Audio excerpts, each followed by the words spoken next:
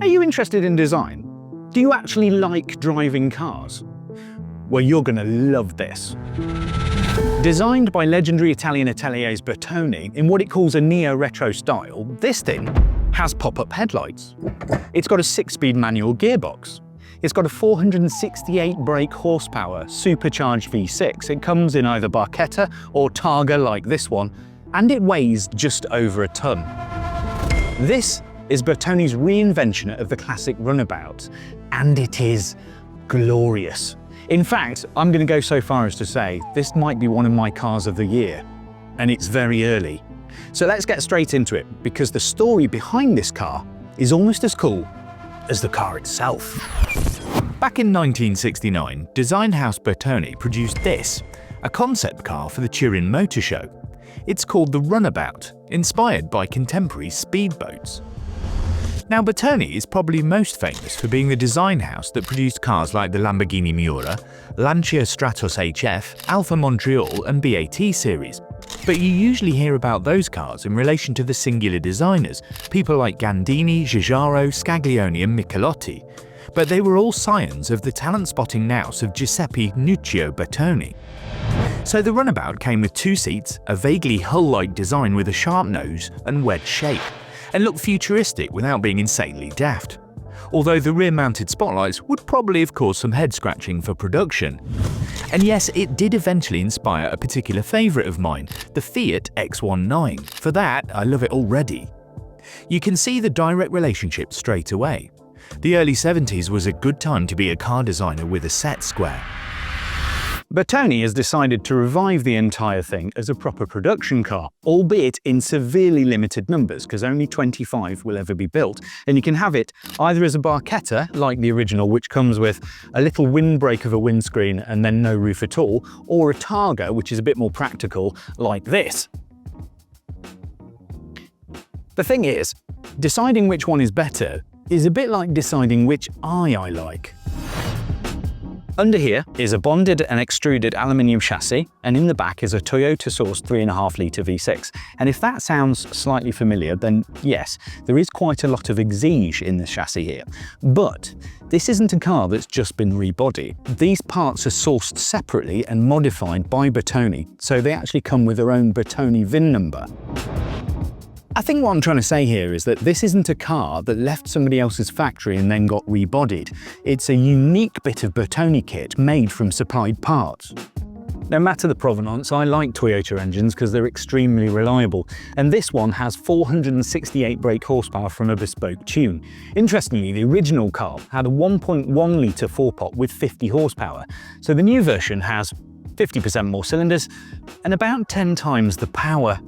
But more important than the horsepower figure is the fact that this car is actually really, really light. Because it's made of tin foil and Kit Kat wrappers, it weighs just 1,150 kilograms, which means that I reckon I could pick that thing up if I tried hard enough.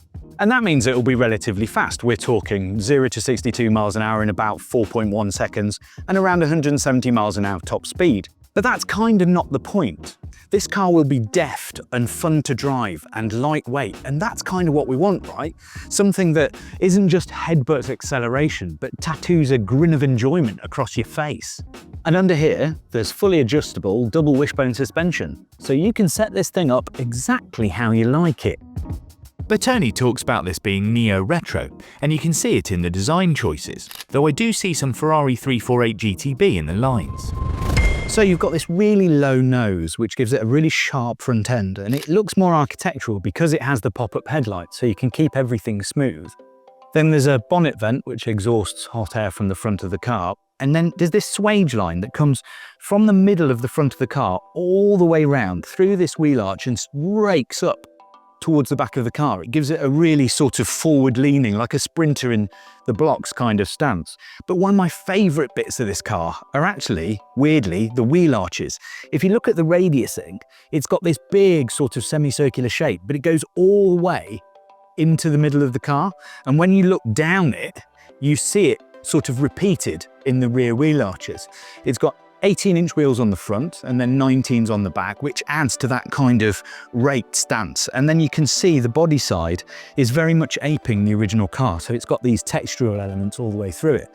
But look at the way this moves from the front of the car all the way up to the back where the steel roll hoop is. Then there's the slatted rear engine cover, and as you move through you see that wheel arch radius again over the bigger wheel. I possibly would have had an even smaller wheel and a bigger tyre to give you that proper chunky kind of retro feel, but this looks pretty good. And don't forget, it does have quite a lot of horsepower, so modern tyres are pretty necessary, and also to get over the bigger brakes. And then at the back, it could have been quite fat and big, but again they've taken inspiration from the original car, and the back of the car actually breaks downwards here, so it takes some of the visual weight out of it. You end up with this dog bone shape that comes up and out and around, and then just some 4 vents, more slatted bits.